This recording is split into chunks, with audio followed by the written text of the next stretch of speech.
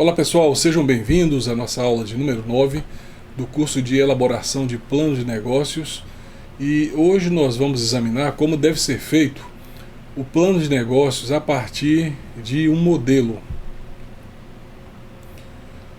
A primeira parte do seu plano de negócios que vai ser visualizada é a capa. Ela deve ser simples, deve ser objetiva e transmitir a mensagem da maneira mais clara possível para o leitor, de acordo com... E a gente vê que, de acordo com especialistas, o ideal é montar a estrutura do seu plano e deixar a escolha do papel, impressões e outros detalhes que podem fazer toda a diferença da apresentação para o final do projeto. Tenha sempre também o cuidado de não exagerar, porque a regra que segue é que quanto menos, melhor. A sua capa, ela deve conter o nome da empresa, o endereço, telefone, logotipo, nomes, cargos, endereços e telefones dos proprietários da empresa, dados do gerente e principais pessoas-chave da empresa, a data, mês e ano em que o plano foi feito, número da cópia, nome de quem fez o plano de negócios. Então essas informações são importantes, pessoal.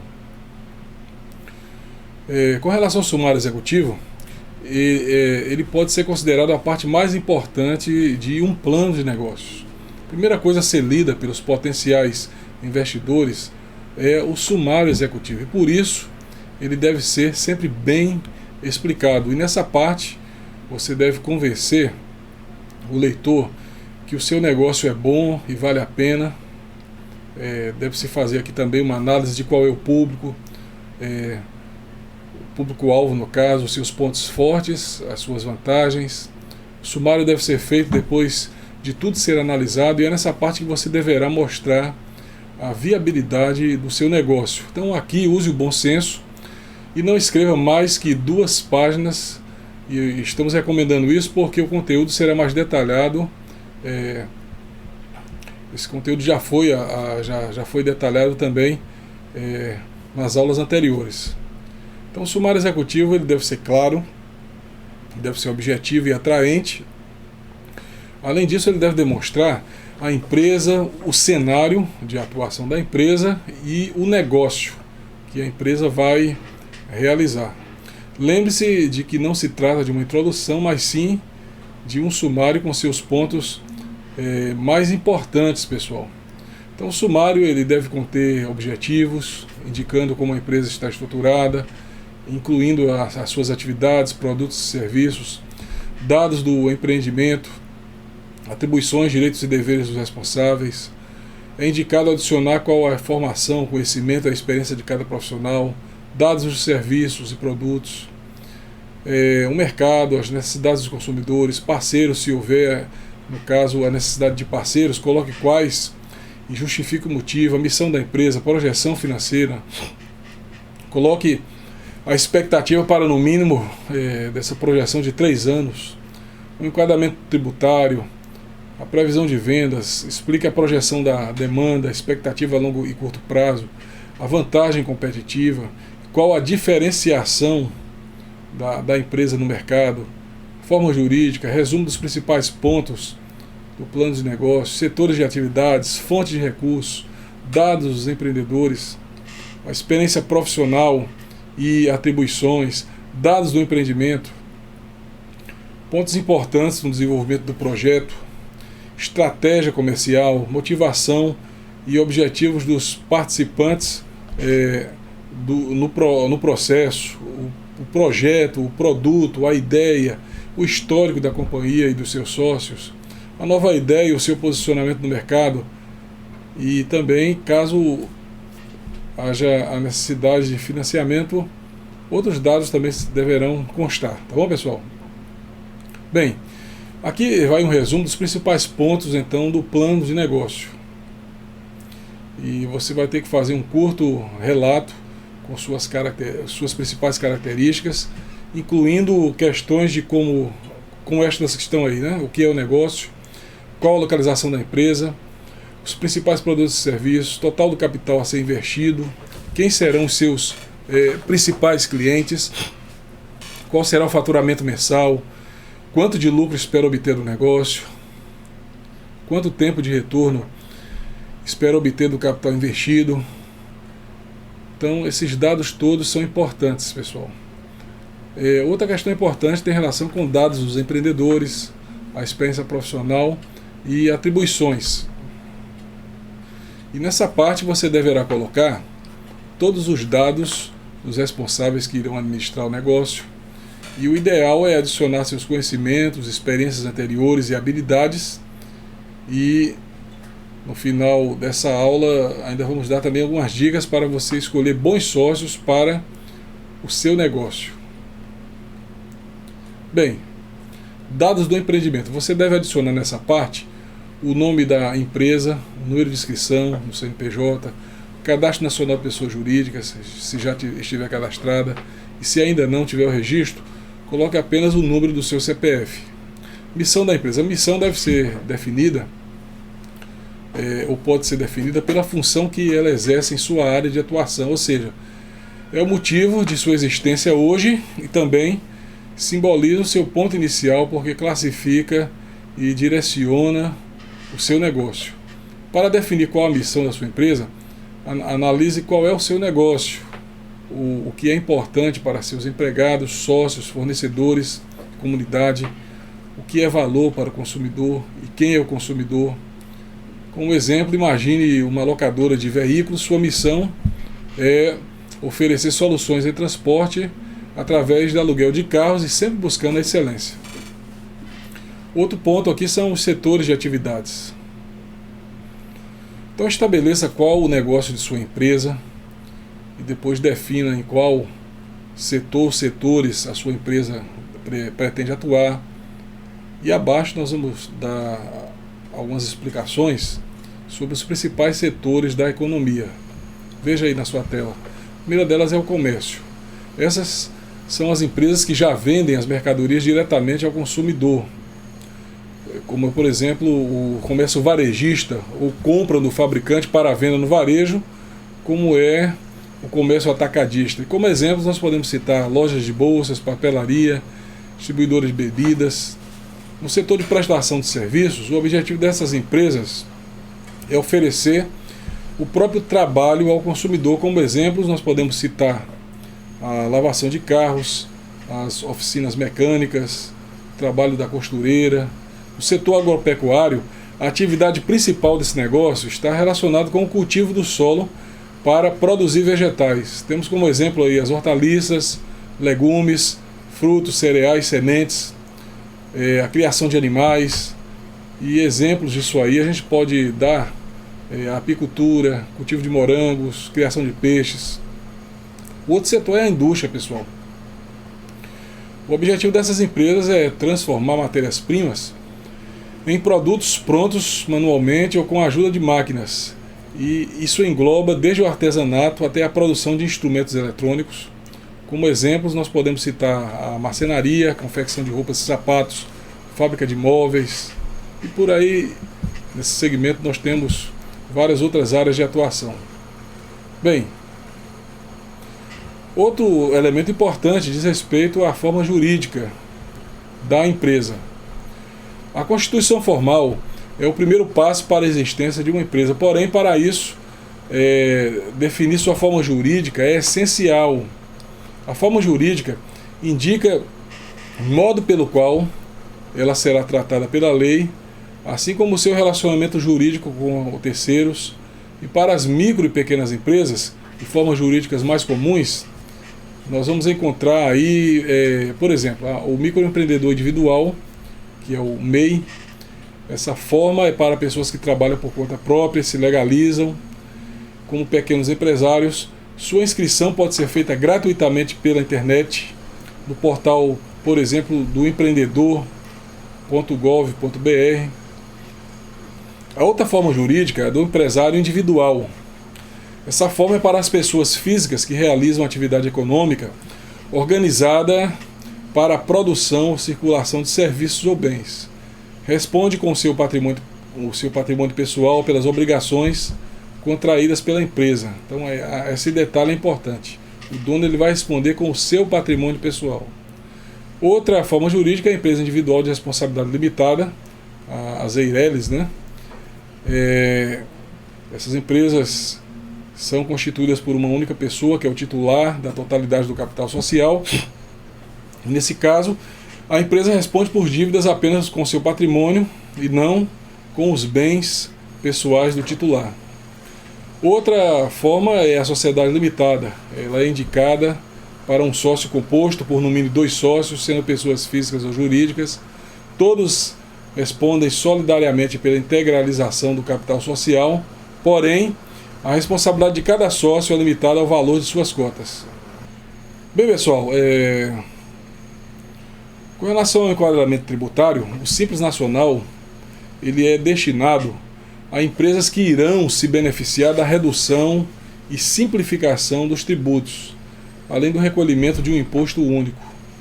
O enquadramento no Simples ele está sujeito à aprovação da Receita Federal e avalia a atividade e a estimativa de faturamento anual da empresa. Quanto à desburocratização, ao crédito e à justiça, acesso ao mercado, o estímulo à inovação e à exportação, a lei também prevê benefícios. Então, a pessoa jurídica com receita bruta anual igual ou menor que 300 mil, ela é classificada pela lei como microempresa. Porém, se a receita bruta anual for maior que 360 mil e igual ou menor que 3,6 milhões, ela será classificada como empresa de pequeno porte.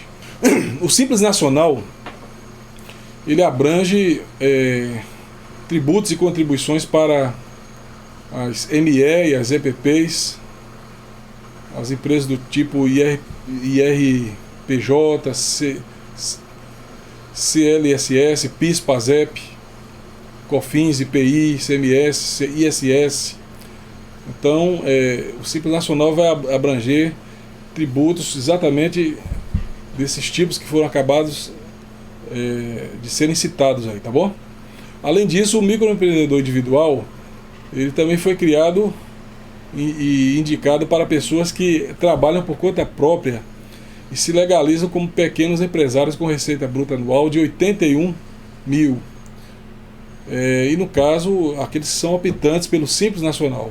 O MEI pode ser um empregado que não pode ser sócio ou titular de outra empresa e o seu salário não pode ultrapassar o valor base do sindicato. Independente da receita bruta, o recolhimento dos impostos e contribuições é feito em valor fixo mensal.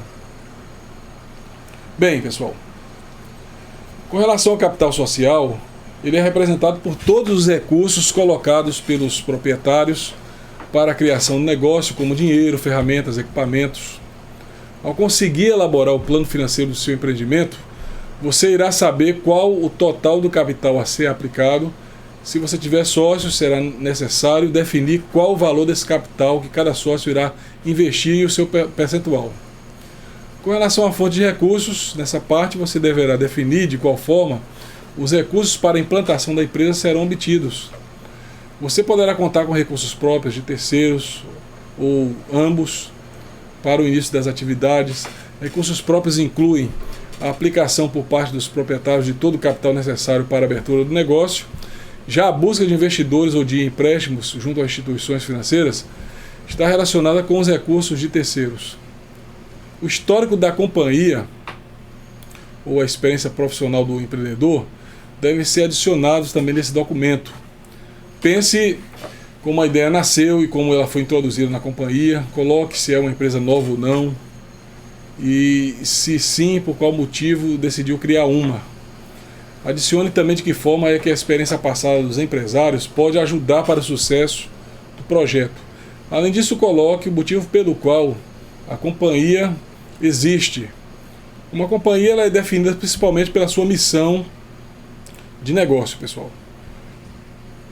Bem, com relação ao mercado, é fundamental definir o mercado para o novo produto em termos de dimensão, desenvolvimento, tipo de clientes, concorrentes. Coloque no documento a quantidade de clientes, qual a influência no mercado e pelo nível de consumo do produto numa dada cidade, país, grupo de países ou no mundo inteiro, ou alternadamente em partes bem definidas de clientes com determinadas características.